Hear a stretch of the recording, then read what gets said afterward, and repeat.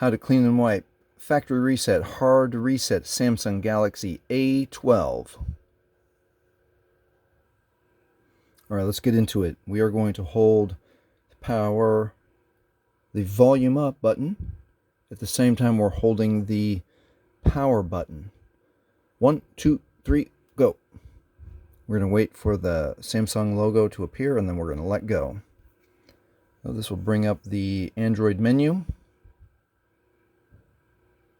We're going to scroll with the volume keys down to wipe data, factory reset. We're going to push enter with the power button. We're going to confirm, again using the volume keys, factory data reset, press enter.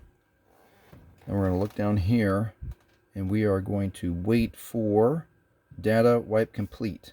And now we can reboot the system, and all data has been removed.